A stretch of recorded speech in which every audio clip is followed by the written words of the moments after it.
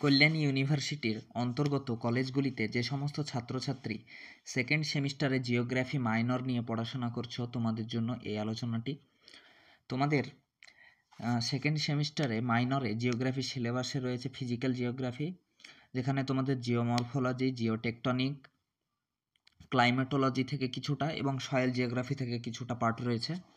তো সেগুলো সম্বন্ধে আজকে আলোচনা করব। তোমাদের আজকে 5 মার্ক এবং 10 মার্কের কোয়েশ্চেনগুলি নিয়ে আলোচনা করব।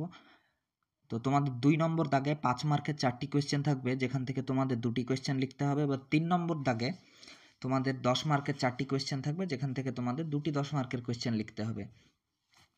তো তোমাদের এটি নতুন সিলেবাস সেকেন্ড সেমিস্টারে। এর আগে হিউম্যান জিওগ্রাফি বা কালচারাল জিওগ্রাফি কিছু ছিল, এবার ফিজিক্যাল জিওগ্রাফি দিয়েছে, যেটা সম্পূর্ণ নতুন। তাই এই কোয়েশ্চেনগুলো তোমরা পড়ে যাও। তো চলো কোয়েশ্চেনগুলো দেখা শুরু করি। প্রথম question, describe internal structure of the earth. অথবা এই কোয়েশ্চেনটা আসতে পারে, describe internal structure of the earth with special reference of seismic evidences. অর্থাৎ ভূমিকম্প তরঙ্গের ভিত্তিতে পৃথিবীর অভ্যন্তরণ ভাগকে বর্ণনা করো, অথবা পৃথিবীর অভ্যন্তরণ ভাগের বিভিন্ন স্তরগুলি যেগুলি রয়েছে, কোর, ম্যান্টেল, আর্থ ক্রাস্ট, সেগুলি সম্পর্কে বর্ণনা করতে হবে। এটি 10 মার্কের জন্য আসতে পারে। ডিফারেন্স বিটুইন শিয়াল অ্যান্ড সীমা। এই কোয়েশ্চেনটা শিয়াল এবং সীমা 2 মার্কের জন্য আসে, এবং এই দুটোর মধ্যে পার্থক্য 5 মার্কের জন্য আসতে পারে। 3 নম্বর question, difference and characteristics between core and mantle and crust. তো এখানে তোমাদের বলে দিতে পারে যে কোর বা কেন্দ্রমণ্ডল এবং ক্রাস্ট অর্থাৎ ভূপৃষ্ঠের বৈশিষ্ট্যগুলি সম্বন্ধে আলোচনা করো, বা এগুলির মধ্যে পার্থক্য, বা ম্যান্টেলের সঙ্গে দিয়ে দিতে পারে। তাই কোয়েশ্চেনটা পড়ে যাবে। 4 number question, explain evidences of continental drift theory by Alfred Wegener with criticism and diagram. অর্থাৎ ওয়েগনারের যেই মহিষঞ্চরণ তত্ত্বটি রয়েছে, সেগুলির বিভিন্ন প্রমাণগুলি সম্বন্ধে আলোচনা করো এবং এর সমালোচনাগুলি সম্বন্ধে আলোচনা করো ছবিসহ।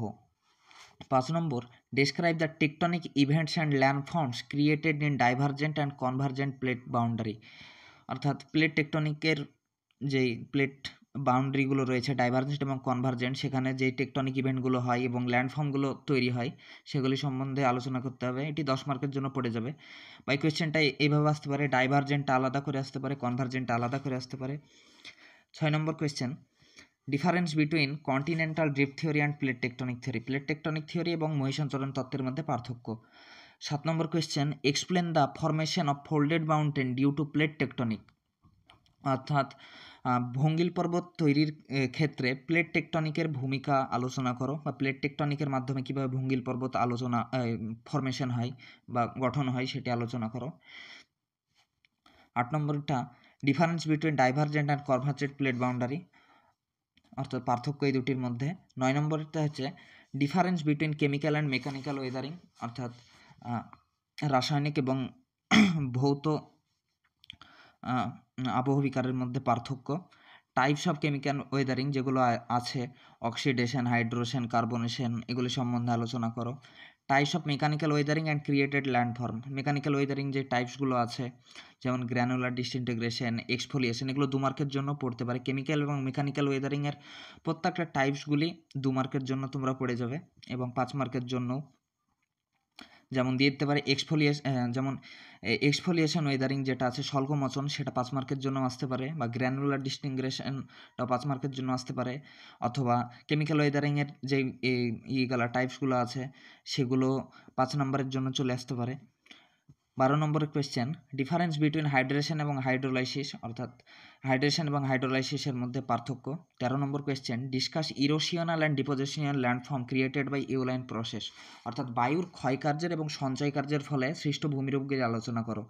12 number question, discuss erosional landform created by glacial process, অর্থাৎ হিমবাহের ক্ষয়ের ফলে সৃষ্ট ভূমিরূপগুলি যেগুলো আছে, শার্ক, কোরি, পিরামিড, হর্ন ইত্যাদি এগুলো।